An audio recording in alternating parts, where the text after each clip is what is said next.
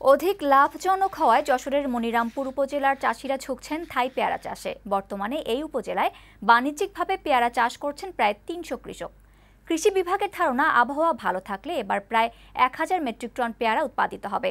চাষিরা বলছেন, সরকারি সহযোগিতা পেলে এই অঞ্চলের পেয়ারা বিদেশেও রফতানি করা সম্ভব। যশোরের প্রতিনিধি মোহাম্মদ কামাল উদ্দিনের তথ্যচিত্রের ডেস্ক রিপোর্ট। বেশি ফলন ও ভালো দামের জন্য যশোরের মনিরামপুরে থাই পেয়ারা চাষে দিন দিন আগ্রহ বাড়ছে চাষিদের।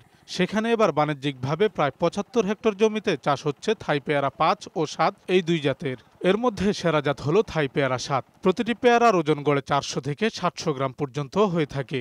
আর ফুল ফোটা থেকে ফল সংগ্রহ পর্যন্ত সময় লাগে ৯০ দিন। সব মিলিয়ে লাভজনক হওয়ায় বাড়ছে এর চাষ। আমি আশা করছি আমি আর এই পাশে আরো ২ বিঘা জমি আর কি বাড়াবো।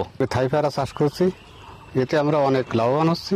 মনিরামপুরের মাটি ও আবহাওয়া পেয়ারা চাষের খুবই উপযোগী। এর আবাদে কৃষকদের সব ধরনের সহযোগিতা করা হচ্ছে বলে জানান এই কৃষি কর্মকর্তা। এই পেয়ারা মানুষের, কৃষকদের যে অর্থকরী ফসল হিসেবে গণ্য হচ্ছে।